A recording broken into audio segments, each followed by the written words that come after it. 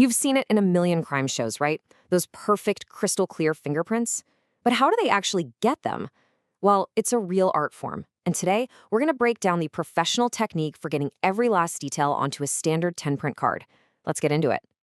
So yeah, that's the big question, isn't it? How do you actually capture a perfect fingerprint? One that's super sharp, full of detail, and with zero smudges. It's not as simple as just grabbing some ink and paper, believe me. It all comes down to technique, and that's what we're going to walk through, step by step. Okay, so before you even think about ink, the very first step to getting a great print is prepping the card. Seriously, a little bit of setup here makes a huge difference. It makes the whole thing go smoother and, more importantly, way more accurately. And it starts with two really simple but crucial steps. First, you're going to take the card and slide it right to the edge of the table. Then, and this is the important part, you fold a nice, sharp crease along the line right under the boxes for the right hand. That one little fold is the secret sauce. It gives you the perfect angle to roll the finger, and it stops the card from popping up or bending while you do it. You know, in an official setting, like a police station, they might have this fancy, nice black box that holds the card steady. But here's the cool part. You absolutely don't need one. Our source says a simple table edge works perfectly. And that's really the big takeaway here, right? It's not about having expensive gear. It's all about getting the technique down. All right, so the card's prepped. Now for the next big step, the inking. This is where a lot can go wrong. The whole game here is control, and it all starts with using just the right amount of ink. Not too much, not too little. So what's just the right amount? Well, it's all about balance. You need enough ink to cover the entire surface of the fingertip, like from one side of the nail clean over to the other. But if you use too much, all those tiny little details, the very things you're trying to capture, they just get filled in. You end up with a big, smudgy blob. What you're really going for is a super thin, even layer that's going to pick up everything.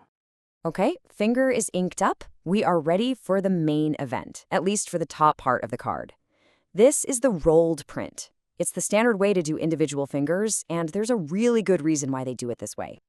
So you might be asking, why roll it? Why not just press it straight down? Well, if you just press down, you only get the very center of the print. By rolling it slowly and gently from nail to nail, you capture a much, much wider picture. You get all that valuable detail from the sides of the finger. And it's simple, right? More surface area just means more information, more data for the experts to look at. And as you're doing this, you'll see all those numbered boxes on the card. That's not just random. There's a whole system to it. It's universal. You always start with the right thumb, that's number 1. Then you go across the hand to the right pinky, which is number 5. Then you hop over to the left hand. The left thumb is number 6, and you finish up with the left pinky at number 10. All right, let's head down to the bottom of the card now. The technique here changes completely. You can forget everything we just said about rolling. For this part, it's all about the plain impression, which is just a straight down press. So think about it. You've got two totally different techniques on the same card. The top part, with the rolled prints, that's all about getting the absolute maximum detail from every single finger, one by one. But the bottom part, the flat prints, that's for grabbing the thumbs and then the other 4 fingers all together in one go. It's meant to show them in their natural position.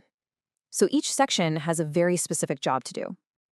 And the method is a little different too. For these flat prints, you'll actually want a little more ink than for the rolled ones. And you don't just ink the very tips, you go a bit further down the finger pad.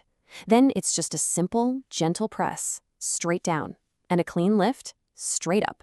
No sliding, no twisting, because that's how you get a nasty smear. Okay, here's where it gets really interesting. This is a little secret from our source material.